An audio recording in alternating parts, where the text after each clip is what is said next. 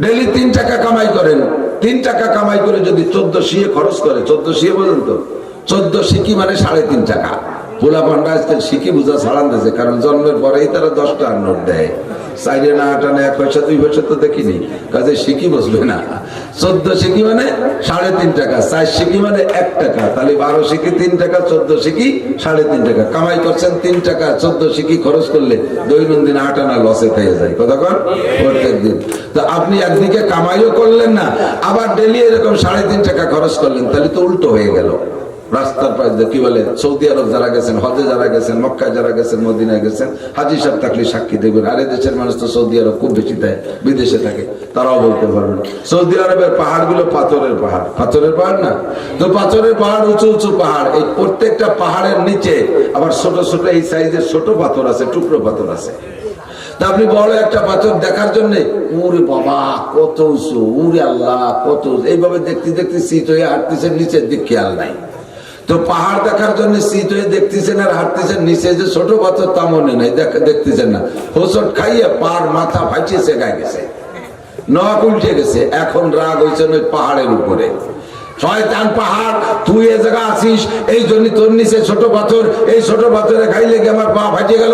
রাগ আমি ফিরে বার বাংলাদেশের থেকে আসি, তোরে আমি ভেঙে গুঁড়ো গুঁড়ো করে ফেলে দেবো। পরে বাংলাদেশে আইসে মাটির ডেলা কতটুন বানাই নিয়ে গেছেন, ওই পাহাড়ে গাওয়াই ভাঙবেন। ব্যাগ বইরে মাটি ডেলা নিয়ে পাহাড়ের পাশে, যে তুই পাহাড়ের কারণে নিচে ছোট পাথর আর এতে গাই লেগে আমার পাও ভেঙে গেছে, আমি তোরে আজ দেখা দেবো। মাটির ডেলায় যে পাহাড়ে গাই শুরু করছে, প্রত্যেক গাইতে গাইতে পাহাড় ভেঙে যাবে না? কথা কয় না? এটা ভাঙবে, মাটি ভাঙবে, ঢিলা ভাঙবে, ঠিক কি ঠিক না? যত ঢিল মারবেন তত ঢিল ভাঙবে, একটা পাথরের কিচ্ছু হবে। সেম কোয়ালিটি মসজিদ, মাদ্রাসা, ধর্মীয় প্রতিষ্ঠান, পাথরের পাহাড়। এর নিচে যে ছোট জুরো পাথর, তালবি আলিম হুজুর ছাত্ররা এরা ঘোরাঘুরি করে, চলার পথে একটু ধাক্কা গুতো, একটু কথাবার্তা, তর্ক বিতর্ক বাড়তেই পারে। এই রাগ করে যদি আপনি পাহাড়ে গাই শুরু করেন, কিদে কিদে গাই মারেন, চোখ দিয়ে গাই মারেন, তারপরে জবান দিয়ে গাই মারেন, হাত দিয়ে গাই মারেন, ব্রেন দিয়ে গাই মারেন, কলব দিয়ে গাই মারেন, পা দিয়ে গাই মারেন, যে ডিল মারবেন সেই ডিল ভাঙবে। এর এগেনস্টে 2 কলম লাগবেন, আজকে ডিল মারছেন, যে মাদ্রাসা শেষ করে দেবো, দরখাস্ত করছে ডিসি সাহেবের কাছে, স্যার এই মাদ্রাসা কিছু হয়, এই মাদ্রাসা এই হয় ওই হয়, এই লেখছেন। মরার 10 বছর আগে প্যারালাইসে আটকান পড়ে তখন ঝুলি বেড়াবে, খালি ডেলা উঠা শেষ। মনে রাখেন কথা কন, একদিক চোখ কাট করে তাকাবেন, হুজুর বেহায় তাকাবেন। মরার 10 বছর আগে চোখের পাওয়ার লেস, কিচ্ছু দেখতে পারবে না, পায়খানার দরজা খুঁজে পাবে না, উঠোন গড়ি মারিয়ে দেবেন, বিছেন গড়ি হাঁকবেন, ডেলা উড়াও শেষ। এর বিপক্ষে 2 কথা বলবেন, ক্রিমিনালি কথা বলবেন, আল্লাহ মরার 10 বছর আগে স্টক করে জবান ফেলাই দেবে। নালাবার কানবা আউমাগো কোথাও গতি এরে না, ভরা দিয়ে যাচ্ছে, তবা ভর্তি দিছে ভাই না, ডেলা উড়াও শেষ।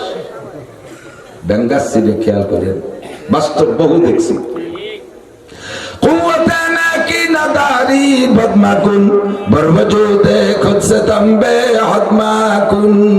পারলে কি করো, না পারলে গুনাহ করে বোঝারে ডবল বানায় না। পারলে কিছু দেন, পারলে পক্ষে কথা বলেন, না পারলে বিপক্ষে বলেন না। মাথার মধ্যে ক্রিমিনালি পাকাইছেন মাদ্রাসা, হঠাৎ করে বেরেন স্টক পড়িয়ে দিয়েছে, বেরেন ডেলা এটাও শেষ। কলবের মধ্যে কথা পাকাইছেন, কলব মানে হার্ড, কলবের মধ্যে কথা পাকাইছেন, হার্ড স্টক সিটে পড়ে থাকবেন। এর এগেনস্টে শয়তানি করার জন্য একমাত্রবার আর একমাত্রবারের বাড়ি আইটিয়ে গেছেন, এই চাকারে কাজে লাগাইছেন পাও, হঠাৎ করে পাও দিয়ে সল হয়ে পড়ে রয়েছে, নড়তে চড়তে পারে না, ডেলা উডাও শেষ।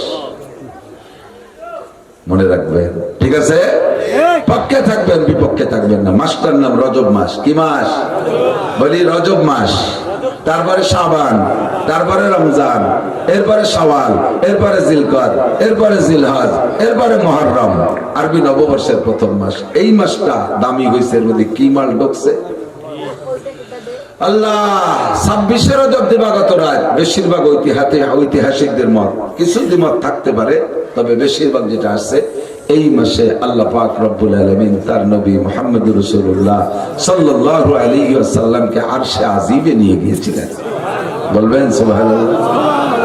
আপনারা যার সামনে যতটুকু জায়গা আছে একটু টাইম দিয়ে যদি আগায় বসেন, একরামের নিয়েতে যে আমি আগায় বসলে পিছনে কত মানুষ দাঁড়ায় চন্দ্র বসবে, তাহলে 10 বছর এতে কবে সব পাবেন। একটু পাশা ঘষা দিবি 10 পাশা ঘষলি জায়গায় বসে মাথা জুড়লি হবে না। অনেকে সেখানে ঝুলতে চাচ্ছে, ঘোড়া সরে না,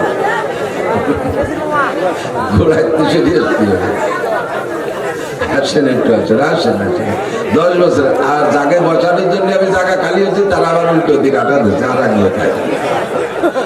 আপনাকে দেশে এই যে এক প্রকারের পোকা আছে না, ওরে কি আমাকে দেশে কেন্ন কয়, ওই যে ছোট ছোট পাও, বুক হাটে অনেক পাও, হ্যাঁ কি কেড়া কেড়া কেড়া কেড়া করে কি অনেক পাও গুলি হাটে যে বাড়ি জোরে তা না, পাও বেশি হলে বাড়ি হাঁটা যায় না। ও তো রেলগাড়ির মতো কত পাও, কিন্তু আটে কোটি ছোট আটে। আর ওর আটা দিয়ে আপনার খারাপ লাগতেছে, তুমি এইরকম হাঁটলে মাথারি ঘুরছে বা কবে এগুলো ঠেলা দেন একটু জোরে আটে, তাহলে কি আটে না কোড়া হয়ে পড়ে, গোল হইয়া পয়সা হয়ে যায়। তার পারলি তুই একটা আমি পারবো না। দেখছেন না, যারা দাঁড়ায় দাঁড়ায় বয়ান শুনতে তাকে বসা জন্য জায়গা করে দিতে, ওরা ঠিক আছে চলে গেলাম। কেড়া মার কাউন্সিল গোল হয়ে গেছে। বসেন, বসলে ফায়দা হবে। বসে কতক্ষণ দাঁড়াতে, আজকে যে বিষয়ে মাথায় আসছে, যদি আল্লাহ বলার তৌফিক দেয়, জবান পরিষ্কার করে দেয়, ধৈর্য খুলে, তাহলে সারা রাত লেগে যেতে পারে। আছেন তো আপনারা? ইনশাআল্লাহ ভয় নাই, অত রাত করবো না। খাবার রান্না হয়ে গেছে, সবাই পেটে খুঁজে খাবারও আছে। খিদে লাগছে, আপনাকেও লাগছে, আমারও লাগছে, পরিমাণ মতো সময় ছেড়ে দেওয়া হবে ইনশাল্লাহ। এমন বয়ান করতে আমি রাজি না যে বয়ানের কারণে ফজরের নামাজ নষ্ট হয়, তাহলে কিয়ামতে ধরা পড়ে যাব। নিজের আমল নিয়ে দুশ্চিন্তায় থাকি, এরপরে যদি এত মানুষের নামাজ নষ্ট করি, কয়জনের বুঝাবতি পারবো না। যার যার চিনতে কুয়ান ফোসাকুম, নিজের চিনতে নিজেই করতে হবে। ফজরের নামাজ টাইম মতো পড়তে হবে। রাজি আছেন তো? রাত বড় আছে, ইনশাল্লাহ পরিমাণ মতো ঘুমের পরে পড়তে পারবেন নামাজ। মাসের নাম রজব মাস। এ মাসে আমাদের নবী, বিশ্ব নবী মোহাম্মদ রাসূলুল্লাহ সাল্লাল্লাহু আলাইহি ওয়াসাল্লামকে আরশে আজিমে নিয়ে গিয়েছিলেন। কেন নিলেন? হুজুর বলেন, উতীতু ইলমাল আউয়ালিন ওয়াল আখিরিন, আল্লাহ তাআলা আমাকে আগেও পিছের সমস্ত ইলম দান করেছেন। বলবেন সুবহানাল্লাহ। সৃষ্টির শুরু থেকে নিয়ে হুজুর পর্যন্ত, হুজুর থেকে নিয়ে কিয়ামত পর্যন্ত, কিয়ামতের পরে জান্নাত জাহান্নাম পর্যন্ত যা কিছু হবে আর হয়েছে, সব ইলম আমার নবীকে আল্লাহ তাআলা দান করেছিলেন। সুবহানাল্লাহ। উতীতু ইলমাল আউয়ালিন ওয়াল আখিরিন, হুজুরকে আল্লাহ তাআলা আগে পিছে সব ইলম দান করেছেন। সাহাবায়ে কিরাম জিজ্ঞেস করলেন, হুজুর এত ইলম আপনি পাইলেন কিভাবে? হুজুর বললেন, বিআরবাতি তুরুক, 4 তরিকায়, 4টে পদ্ধতিতে। 1 নম্বর হলো রুইয়া সালেহা, স্বপ্ন যোগে। সূরা ফালাক আর নাস, এই 2টা সূরা কিন্তু হুজুর এই দুটো কোরআন শরীফের আয়াত ছিল না, এই 2 সূরা জিবরাইল দিয়ে যায় না, এই দুইটা জিবরাইল দিয়েছে, কিন্তু অন্য পদ্ধতিতে। অন্যান্য সূরাগুলো যেভাবে আনছেন এটা সেভাবে না, স্বপ্ন যোগে জিবরাইল হুজুরকে পড়াই দিয়েছে। আর এই দুটো কোরআন শরীফের 2টা সূরা হয়েছে, এই 2টি দিন নামাজ পড়লে নামাজ হয়, হয় কি হয় না? এরকম রুইয়া সালেহা, স্বপ্ন যোগে সব ইলম পেয়েছে। 2 নম্বরে ইলহাম। ইলহাম মানে কোন মিডিয়া ছাড়া সরাসরি আল্লাহ তাআলা নবী পাকের সিনার মধ্যে ইলম ঢুকিয়ে দিয়েছে। জিবরাইলও জানে না, এটা আল্লাহ জানে আর রাসূল জানে, এরকম ইলহাম। 3 নম্বরে কাশফ, যে বিষয় আল্লাহ নবীকে আল্লাহ জানানোর ইচ্ছা করেছেন, বিষয়টা সামনে খুলে দিয়েছে। নবী আলাইহিস সালাম পাহাড়ের পাদদেশে বসে সাহাবায়ে কিরামদেরকে নিয়ে ধর্মীয় আলোচনা করতেছেন। ইতিমধ্যে হুজুর জান্নাতের বয়ান করতেছেন, জান্নাতের বয়ান, জান্নাতের গাছ এরকম, গাছের ফল এরকম, হুর এরকম, গেলমান এরকম, এরকম ইত্যাদি বয়ান করতেছেন। এই বয়ানের ফাঁকে ফাঁকে হুজুর এরকম সামনে হাত বাড়াচ্ছে। এই ফুলটা তুলতে জন্য হাতরে একটা অভিনয় করা লাগে না, ফুল তোলার মতো, ফল তোলার মতো হাতরে এরকম করতেছে, কখনো এরকম ধরার মতো হাত বাড়াচ্ছে। সাহাবায়ে কেরাম বললেন, হুজুর জান্নাতের বয়ান করার সময় আপনি এরকম কি যেন ধরতে চাচ্ছেন, এ কি? হুজুর বলেন, আমি যখন জান্নাতের বয়ান করতেছিলাম তখন দেখি যে জান্নাতের ফল গাছ, ফল সহ আমার হাতের নাগালে চলে আসছে। আমি মনে করলাম যে একটা ফল ছিঁড়ে রাখি, তোমাকে খাওয়াবো। যখনই ধরতে জন্য হাত বাড়াই, জিবরাইল টাইম দিয়ে সরাই নিয়ে যায়, এখন খাওয়ানো যাবে না, এখন শুধু কয়ে দেন, বিশ্বাস করুক, জান্নাতে যেয়ে খাবে। আমি যখন এরকম ধরতেছিলাম, জান্নাতের হুরদের বয়ান করতেছিলাম, যে হুর এরকম হুরুন ঈন, বড় বড় চৌকালা, এত সুন্দরী, লাউ বাযাকাত ফিল আরদিল বাহরে লাকানাত আহলা মিনাল আসাল। আমি দেখতেছিলাম জান্নাতি হুরদের, তাদের মুখের লালা এত মিঠা, একজন জান্নাতি হুরের মুখ থেকে যদি 1 ফোঁটা লালা দুনিয়ার পানিতে ফেলে দেওয়া হয়, সারা দুনিয়ার সমস্ত পানি মধুর চেয়ে মিঠে হয়ে যাবে। এই রূপসী বেশি হুররা আমার হাতের সামনে চলে আসছে, তাই মনে হয় যে একটা ধরে রাখি তোমাকে দেখাবো, ধরতে যাই আর জিব্রাইল তা টাইম দিয়ে সরাই দিয়ে দেয়। এরকম কাশ সামনে খুলিয়ে দিয়েছে, হুজুর দেখে দেখে বয়ান করছে, এর নাম কাশ। 4 নম্বর হলো জিব্রাইল আলাইহিস সালামের মারফত, যেটা 30 পারা কোরআন শরীফ, আরো আনুষঙ্গিক অনেক আছে।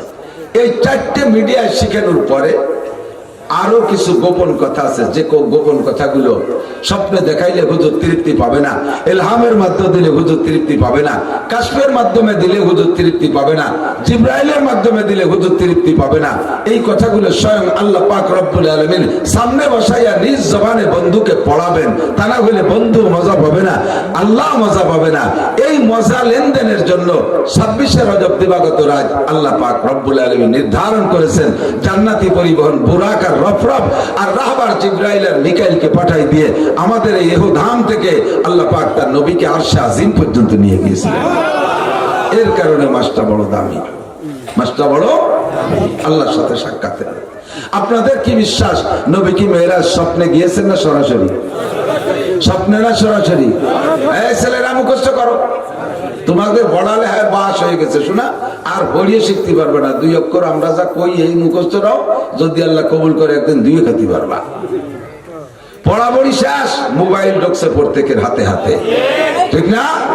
উঠে বলি এই 2 বছর 3 বছরে তা ধরিয়ে মোবাইল, বাটন মোবাইল দিলে ধরতে রাজি না। 2 বছরে বলা, আমার একটা আছে নাতি 2 বছর হয়েছে, বাটন ফোন দেই ধরবে না, এই খুশি খুশি পকেটেতে এই বড্ডা নেবে, দৌড়িয়েই ধরে ঠেলা শুরু করেছে, সব শেষ করে দিয়েছে, লেখাপড়া সব শেষ। মাদ্রাসার ছাত্ররা মোবাইল ব্যবহার করতে দেই না, এই দুঃখে লেখাপড়া ছেড়ে দিয়ে চলে যাচ্ছে, শেষ হয়ে যাচ্ছে। লেখাপড়ায় জিন্দেগিরে ধ্বংস করে দিচ্ছে। কাজেই বক্তারা যে কথা বলে আল্লাহর ফজলে আমরা কোরআন হাদিস দেখা শোনা কথা খুব কমই বলি, আল্লাহ যা চোখ দিয়ে দেখার তৌফিক দিয়েছে তাই আপনাদের সামনে ছাত্রদেরকে মাদ্রাসায় পড়াই আর আপনাদেরকে সামনে একটা ক্লাসের মতো পড়াই।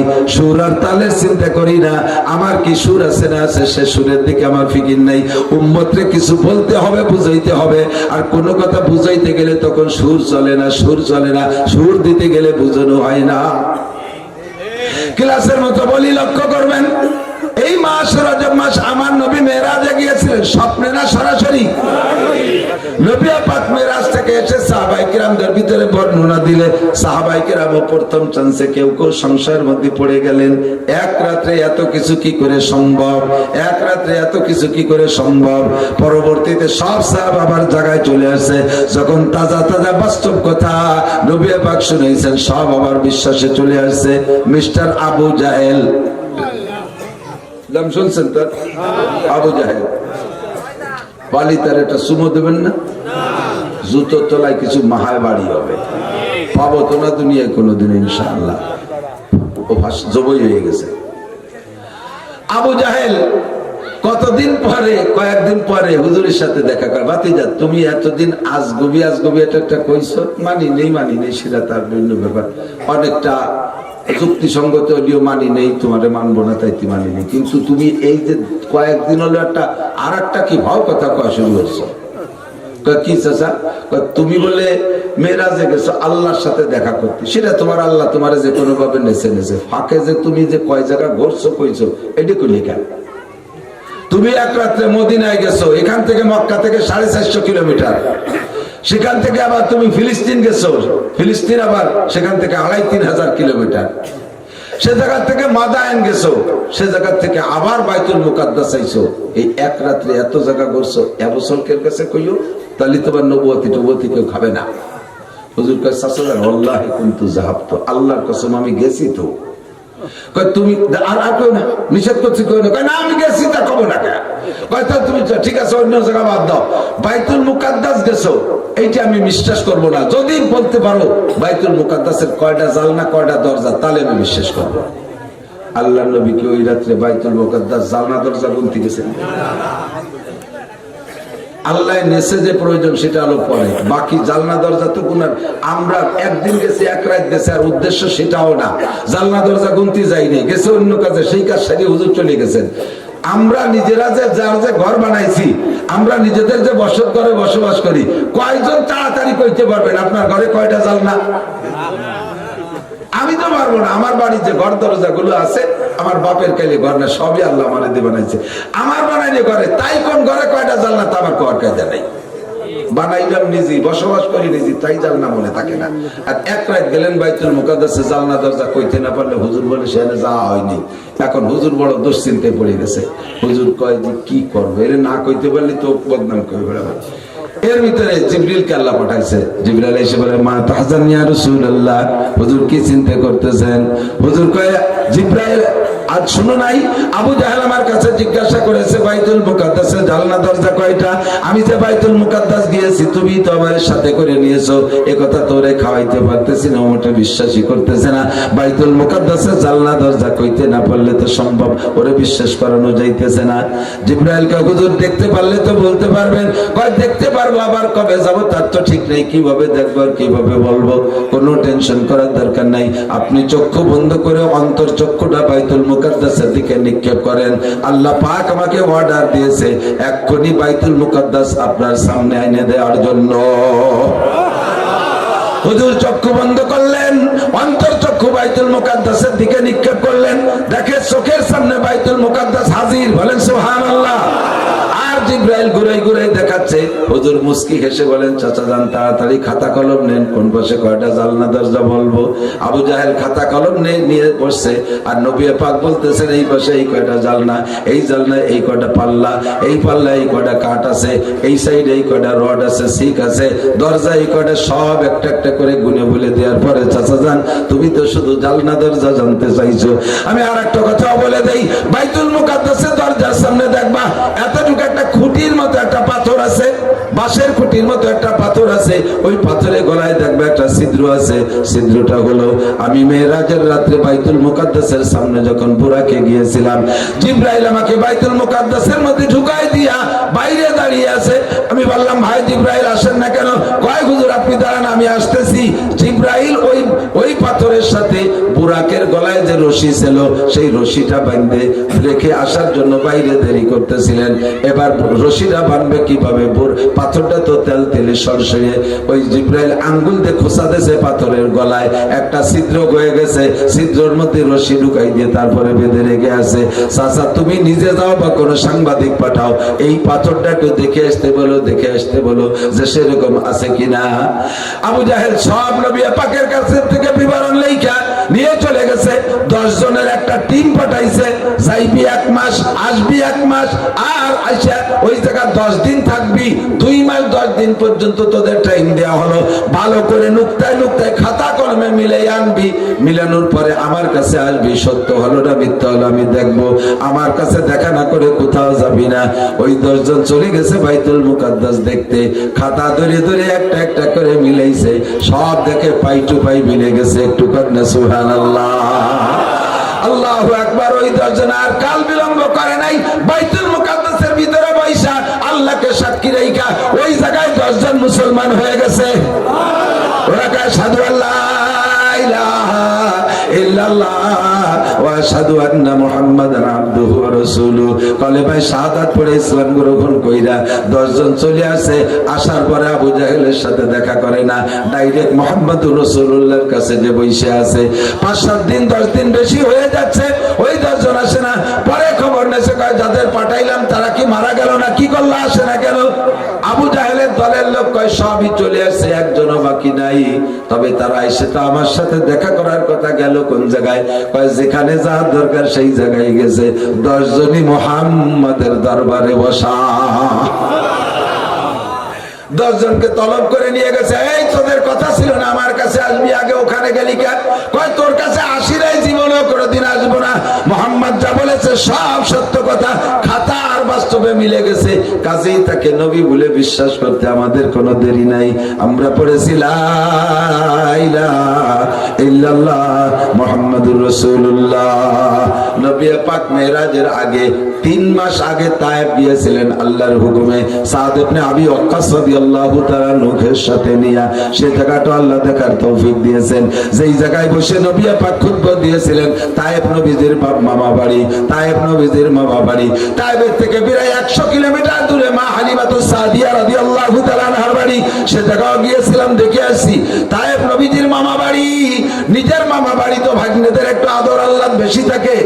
এই আদর আল্লাহ বাকি আল্লাহর হুকুম যে তুমি তায়েফ যাও, তুমি তায়েফবাসীদেরকে দাওয়াত দাও। তায়েফবাসীদেরকে সমবেত কইরা যেই ছোট্ট পাহাড়ের পাদদেশে জমা করে একটা ছোট্ট টিলা পাহাড়ের উপরে একটা মেম্বারের মতো পাথরের পর বৈশা নবী পাক তায়েফবাসীদেরকে দাওয়াত দিলেন। আল্লাহু আকবার। ইয়া আইয়ুহান নাস কুলু লা ইলাহা ইল্লাল্লাহ তুফলিহুন। হে তায়েফবাসী, 33 কোটি দেবদেবীর পূজা করো।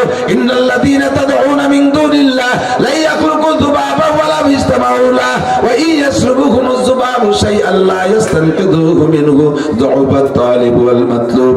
ও তায়েফবাসী, তোমরা যে 33 কোটি দেবদেবীর পূজা করো, তাদের কোনো ক্ষমতা নাই, তাদের কোনো শক্তি নাই যে তারা সমস্ত 33 কোটি দেবদেবী একত্রবদ্ধ হইয়া, ঐক্যবদ্ধ হইয়া একটা ইন্ডাস্ট্রি, একটা কারখানার মধ্যে বৈশা সারা জীবন চেষ্টা করেও সমস্ত দেবদেবী একটা মাসিও বানাইতে পারবে না।